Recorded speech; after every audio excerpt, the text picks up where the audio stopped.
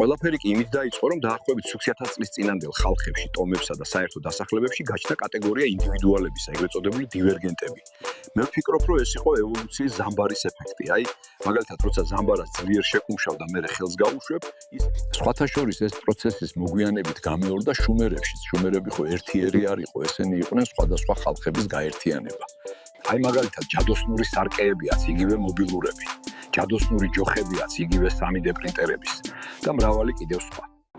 აი, ეხა ეს ჩვენი მთის ხალხი, რასაც დავაკვირდი, ეგეთი შთამჭირება დამჭა, რომ თავის დროზე 1-4-5 მილიონი რო ყოფილიყვნენ.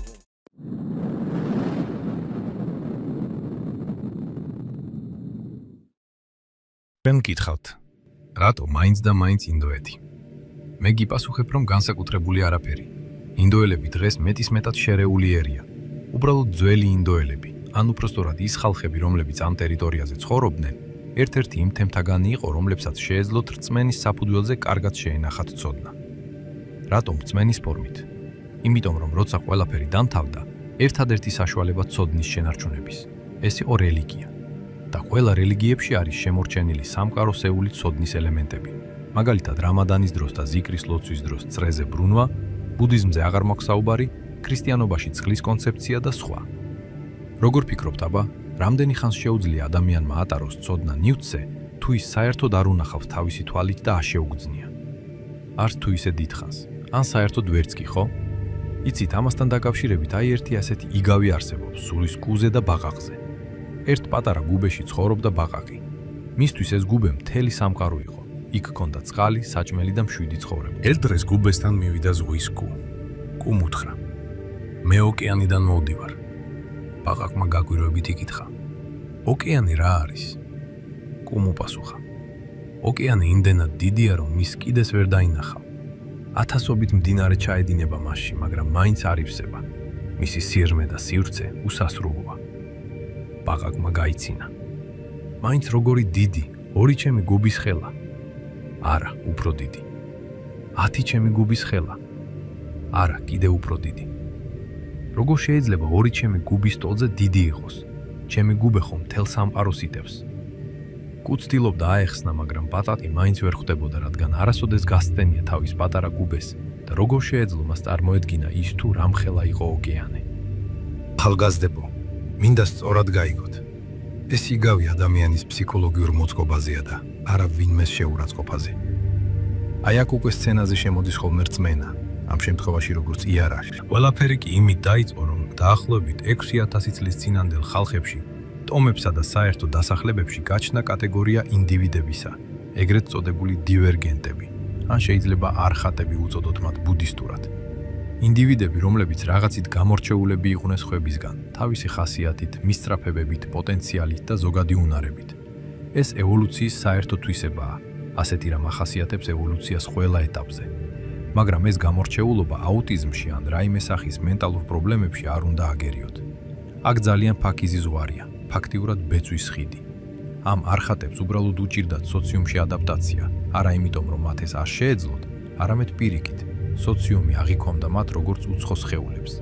მათთან სტაბილური ურთიერთობა რთული პროცესი ხდებოდა თანდათან. რა იყო ზოგადად ამის გამომწვევი მიზეზი? მე ვფიქრობ, რომ ეს იყო ევოლუციის ზამბარის ეფექტი. აი მაგალითად, როცა ზამბარას ძლიერ შეკუმშავ და მერე ხელს გაუშვებ, ის ერთპაშად გაიშლება მაქსიმალურ სიგრძეზე, მიაღწევს პიკს და მერე ნელ-ნელა დასტაბილურდება.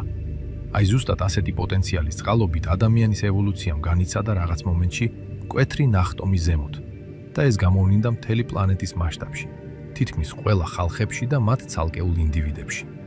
შეიძლება ითქვას, რომ დაახლოებით 8-დან 12%-მდე იყო ამ სახის კატეგორია სრული მასშტაბით. დროთა განმავლობაში მოხდა ამ ნაწილის დაახლოება და გაერთიანება. შეიძლება მოცემულ მომენტში სალაპარაკო ენა არ ქონდათ ერთნაირი, მაგრამ მენტალობა და სოციალური კომუნიკაციის ენა საერთო იყო. ხო გესმით? აი მაგალითად, თქვენ რომ ამაზონის ველურ ტომებში შეხვდეთ ინგლისელს, ერთი ენა არ გაქვთ, მაგრამ თქვენ უფრო გაუგებთ ერთმანეთს, ვიდრე იმ ტომის წევრებს, ხო? ასე რომ რამდენიმე ასეული წლის განმავლობაში მოხდა ასეთი ნაწილის დაახლოება და ერთ ხალხად ჩამოყალიბება. მათ ერი არ ერქვათ. თუ მიუმართავთ მეცნიერებას და გავითვალისწინებთ იმდროინდელი მოსახლეობის რაოდენობას, პიკის ცივილიზაციის პოპულაცია დასაწყისისთვის უნდა ყოფილიყო მაქსიმუმ 1,800,000-მდე პლუს-მინუს. სხვათა შორის ეს პროცესის მოგვიანებით გამეორდა შუმერებშიც. შუმერები ხომ ერთიერი არ იყო. ესენი იყვნენ სხვადასხვა ხალხების გაერთიანება, რომლებსაც უფრო უკეთ გამოსდიოდათ ურთიერთობა სამყაროსთან და ბუნებასთან. შუმერების ფენომენი ერთ-ერთი სუსტი გაწელვა იყო ევოლუციური ზამბარის, პიკის ცივილიზაციასთან შედარებით.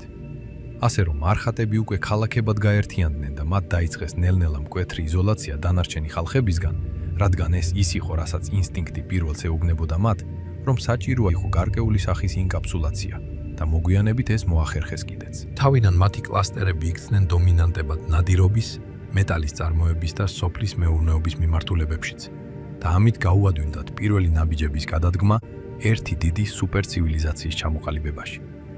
ახალგაზრდებო, მინდა გითხრათ, რომ დაახლოებით 400-დან 450-მდე წლის განმავლობაში მათ გაიარეს იგივე ეტაპი ტექნოლოგიური განვითარების, რაზეც ჩვენ დავგჯით და თითქმის 25 საუკუნე. როგორ მოახერხეს ეს? კარგი კითხვაა და საგულისხმო. როგორ და ისე რომ მათ არ ჰქონდათ მენტალური მუხრუჭები, მათი შემოქმედებითი ენერგია მიმართული იყო პროგრესისკენ, შეგიძლიათ წარმოიდგინოთ ადამიანთა საზოგადოება, რომლებსაც ურთიერთობის გართულებისთვის უბრალოდ არ ეცალათ დღევანდელი გაგებით უკიდურესი ვორკაჰოლიკები. რელიგია და აბსტრაქტული კონცეფციები არ იკავებდნენ არსებით ადგილს მათ წარმოდგენებში სამყაროს შესახებ. და კიდევ ერთი. ბიზნესი, ანუ ვაჭრობას, ჰქონდა მინიმალური გავლენა პროგრესზე. აი რისი თქვა მინდა, წარმოიდგინეთ სიტუაცია ჩვენ დროში. 70-იან წლებში დაჯდა რამდენიმე ტექნარი და თქვეს: მოდი რატო ვაწარმოოთ ეს უხარისხო რადიოგადაცემის პრინციპის ტელევიზორები, შევქმნათ ციფრული ტელევიზია, რომელიც გაცილებით უფრო სტაბილური იქნება და გაცილებით უფრო ხარისხიან ინფორმაციას გადასცემს მომხმარებელს. და ყველა დაეთანხმა ამას, მაგრამ ამ დროს კაბინეტში შემოდის ვიღაც ტელევიზორების წარმოების მაგნატი და ამბობს: თქვენ მისმინეთ, თავი დაანებეთ მაქსისულელეებს, თორემ ცუდად წაგივათ საქმე. და ამ ამბავმა გადაწყვიტა ის, რომ ციფრულმა ტელევიზიამ გადაიწია 10-ობით წლებით გვიან დროში. იგივე ხდებოდა ელექტრომანქანების ბიზნესში, იგივე ხდებოდა კომპიუტერების წარმოებაში და სხვა. ხო ხვდებით, რამდენად აფერხებს ამგვარი მუხრუჭები პროგრესის სვლას. ათეულობით და შეიძლება ასეულობით წლითაც კი. ხო და ეს ყველაფერი მათ ჰქონდა მინიმალურად. მათი ლოგიკა იყო ასეთი: რატომ ვაწარმოოთ რადიოგადაცემის ტიპის ტელევიზორები საერთოდ, როცა შეიძლება ცოტა გავიჭიროთ და შევქმნათ გაცილებით უფრო ხარისხიანი ტელევიზია. და ამგვარად პირდაპირ აკეთებდნენ შესაძლებლობათა მაქსიმუმს. ამ ყველაფერმა პროგრესი დაიყვანა რამდენიმე ასწლეულზე და უკვე თითქმის 500 წლის თავზე მათ მიაღწიეს იგივე დონეს, რაც ჩვენ გვექნება ალბათ რამდენიმე ასეული წლის მერე. მათ ჰქონდათ ენერგიის ყველა ის წყარო, რომელიც ჩვენ ვიცით და ბოლოს ალბათ სხვა ისეთებიც, რომლებიც ჩვენ ჯერ არ შეგვიქმნია. კიდევ ერთი კითხვა: რა იყო სტიმული ამგვარი განვითარების? დღეს ვიცით, რომ არსებობს ტექნოპროგრესის ორი მთავარი მამოძრავებელი ძავა: ბიზნესი და ომები. თუმცა სამწუხაროდ ზოგისთვის ომიც ბიზნესია. საქმე იმაშია, რომ საწყის ეტაპზე ერთმანეთში კონკურირებდნენ ქალაქ-სახელმწიფოები, ხოლო შემდეგ პოპულაციაც გასამაგდა და შესაბამისად კონკურენციის დონეც შემცირდა, რადგან თანდათანობით დაიწყო ის პროცესები, რასაც დღეს ჩვენ ვეძახით გლობალიზაციას. ხო, ლოგიკურია იკითხოთ, რამ გადააშენა ამხელა ცივილიზაცია? ბევრი ვარაუდია. ერთი ის, რომ რაიმე კატაკლიზმა, ძლიერი მიწისძვრა, ვულკანი, ასტეროიდი, ან ის, რაც ჯერ ნახევარკუნძულს დაემართა და მერე კუნძულს, ან კიდევ ბოლოს და ბოლოს ააგეს ხომალდი და სამუდამოდ დატოვეს დედაპლანეტა კოსმოსში სხვა სამყოფელის ძიება. მე პირადად ვემხრობი იმ აზრს, რომ უბრალოდ იმუშავა ენტროპიის ეფექტმა ჩაკეტილი სისტემებისთვის მათ დაემართათ ის, რაც ემართება შემდგარ ადამიანს, ჩამოყალიბებულ სახელმწიფოს თუ დიდ იმპერიებს. როცა აღარ ყავს კონკურენტი, იწყებს შინაგან დესტრუქციას, მაგალითად იგივე რომის იმპერია. პროცესი ასე მიმდინარეობდა. პირველ 100 წლეულში მათ მოახდინეს იზოლირება დანარჩენი სამყაროსგან, ისე რომ არ მომხდარიყო საზღვრების გადაკვეთა სხვა ხალხების მიერ, რომლებსაც ისინი შუდირებს ეძახდნენ, როგორც დაბალ განვითარებულებს. შუდირებთან ორმაგი დამოკიდებულება ჰქონდათ. ერთი იზოლაცია და მეორე მუშახევადი ამოყენება. შუდირებისთვის ამ ნახევარკუნძულზე გადასვლა თავისი ნებით დიდ ბარიერს წარმოადგენდა. თავიდან ფიზიკურად იცავდნენ, ხოლო წლების შემდეგ იქ შექმნეს ბუნებრივი ბარიერები და საერთოდ შუდირების მიერ ამ ტერიტორიების ჩრდილოეთის მხრიდან გადმოკვეთა დიდ პრობლემას წარმოადგენდა და ყველა შემთხვევაში სიცოცხლის ფასად უჯდებოდათ. გაუსაძლისი პირობების და მტაცებლების გამო. ნახევარკუნძულმა, რომელსაც თავად პიკის ცივილიზაციის წარმომადგენლები არიავარტათი მოიხსენიებდნენ, თანდათან დაიწყო გამოყოფა კონტინენტიდან და მასა და კონტინენტს შორის გაჩნდა რამდენიმე ასეულ მეტრიანი სრუტე. რა თქმა უნდა, ეს შუდირებისთვის უკვე სხვა სამყარო იყო, თუმცა არიავარტელებისთვის პირიქით, კომფორტიც და თან მათ უკვე ჰქონდა შესაბამისი საზღვაო ტრანსპორტი თავისი მიზნებისთვის. უკვე მეორე 100 წლებში მათ დაიწყეს გენეტიკური ექსპერიმენტების ჩატარება და შესაბამისად გაჩნდნენ ისეთი არსებები, რომლებიც გადმოცემებსაც და თქმულებებში სხვადასხვა ხალხებში მოიხსენიება, როგორც გიგანტური ადამიანები, დევები, ოგრები და სხვა. ამ არსებების შემქმნის მიზანი იყო იაფი და ეფექტური მუშახელი. ჩათვალეთ, რომ მათ ყავდათ ყველაზე ჭკვიანი და ძლიერი რობოტები ამ არსებების სახით. მათ გამრავლების დაბალი უნარი ჰქონდათ და პიკის ცივილიზაციის დაშლის შემდეგ უაზროდ მიმოიფანტნენ პლანეტის მასშტაბით. არ არის გამორიცხული, რომ რაღაც პერიოდი ეგვიპტელი ფარაონები ამ შემორჩენილ არსებებს იყენებდნენ პირამიდების ასაშენებლად. მოგეხსენებათ, მათ შეეძლოთ დიდი მასის ობიექტების გადაადგილება. კიდევ ერთი მთავარი მომენტია კვალი. აქ შემდეგი რაც უნდა იცოდეთ ბიჭებო, არის კითხვა მათ მიერ დატოვილი კვალის შესახებ. ყველას გვაინტერესებს ხო, რატომ არ დარჩა ხილული კვალი? ცნობილი ფაქტია ის, რომ აი მაგალითად, ყველაფერი ის, რაც დღეს გვაქვს ადამიანის მიერ შექმნილი, ცათამჯენებიდან დაწყებული დამთავრებული მიკროჩიპებით, ერთ მშვენიერ დღეს რომ ადამიანი უბრალოდ გაქრეს პლანეტიდან და სრულად დაიშლება და განადგურდება დაახლოებით 200-დან 250-მდე წლის განმავლობაში. ქარის, წვიმის, თოვლის, რადიაციის და მცენარეების ზეგავლენით.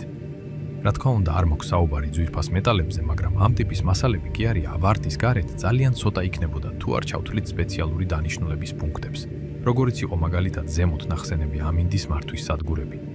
მაგალითად, შუმერების ჩანაწერებში, ასევე ძველ აცტეკებთან, ასევე მაის-ტომის ხალხთან და სხვა, არის ქვებზე გამოკვეთილი ციური მნათობის სხეულები.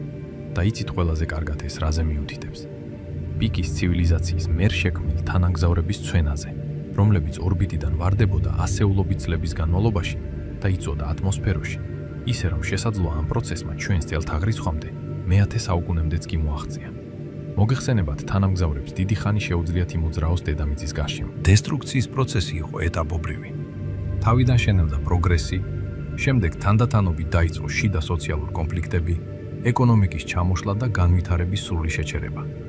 ამასთან ერთოდა მოსალოდნელი კატასტროფა, რომ კუნძული ნელ-ნელა იფარებოდა წყლით, პიკელებმა დაიწყეს კუნძულის დატოვება და შეერივნენ შუდირებს, იმდროინდელ ხალხთა დიდი გაერთიანებების ჩანასახებს, შუა მდინარეთის ტერიტორიის ხალხები, შუმერები, ძველი ინდოეთის დასახლებები, ასევე ჩრდილოეთით კავკასიისკენაც გაიფანტნენ და ესე შემდეგ.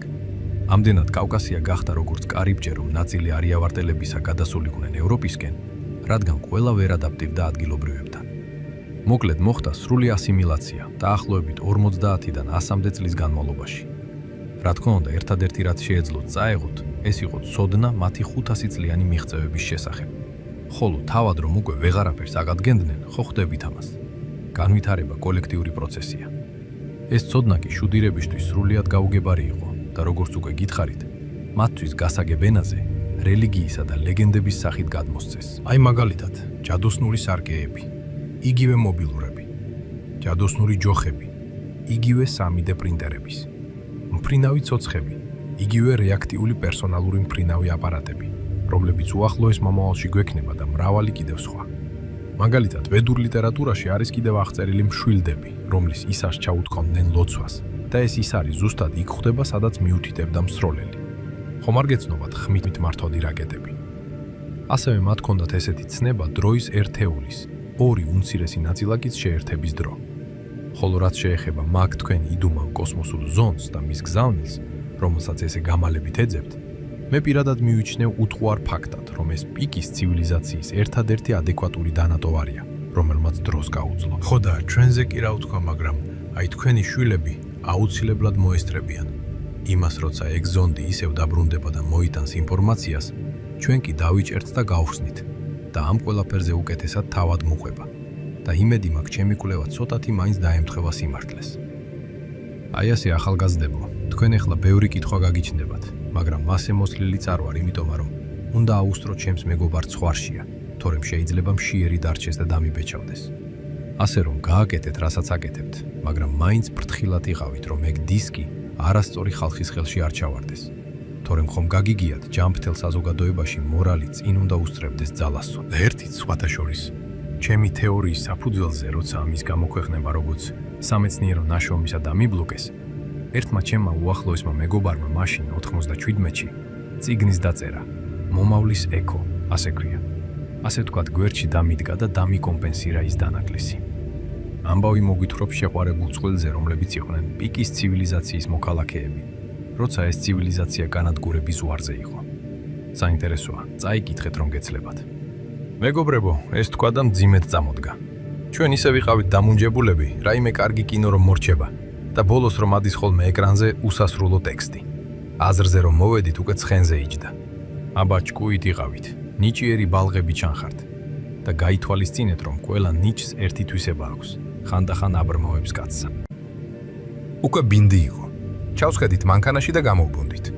ნატაკტარამდე სანამ ჩამოვედით, ჩვენი გონება ძირითადად დეფრაგმენტაციით იყო დაკავებული. ერთი-ორჯერ აისაითმაც მიშველა პატარა მიკაკუნებას. დირმის ტრასაზე საბა გამოფხიზლდა. ბიჭო მათე, იცი რას ვფიქრობ? აბა, აი ეხლა ეს ჩვენი მთის ხალხი, რასაც დავაკვირდი, ეგეთი შთაბეჭდილება დამრჩა, რომ თავის დროზე 1-4-დან 5 მილიონამდე რო ყოფილიყვნენ, სკანდინავიის მსგავს სახელმწიფოს შექმნიდნენ. ეგ როგორ, საიდან სადაო? სკანდინავიელებს აკრეფილი აქვთ პროგრესისკენ ძმა, კანონმორჩილი ხალხია. და ხო იცი, რელიგია მან სხვა სამყაროა. ხოდა და ჩვენი მთიელები კიდევ პირიქით. ჯერ ქრისტიანობა ძლივს შეიტანეს მთაში, სისხლით იცავდნენ წარმართულ სალოცავებს და ეხლა აი ეს ჰიბრიდული სალოცავების ერთგულება. იგივე ლომისა, იგივე კოპალა, იგივე ეს დამასტე. ხო და მაგაშია საქმე. საერთოს ვერ ხედავ. ერთის მხრივ თავისუფლების და მეორეს მხრივ წესთ მორჩილების მოყვარე. არა ანარქისტული ხასიათი. რა ვიცი, რა გითხრა. მე მგონი ეგ მოჩვენებითია ყველაფერი. დიდ რაოდენობის შემთხვევაში საზოგადოება რა ფარულ უნარებს გამოავლენს ვერ გაიგებ. აი მაგალითად, ცალკე უჩინელს ხო ხედავ როგორი რბილი ხასიათი აქვს, მაგრამ ამ ხელა სახელმწიფო შექმნეს ბევრმა ერთად. ისე კიდევ კარგი ქართველებს გვაქვს ეს მესამე პირის პირობით დამოკიდებული წინადადება, თორემ რა გვიშველებოდა. ანუ ყველა რომ მეზრაპრეა ამ ქვეყანაში რა? კარგი. იყოს ერთით ერთი.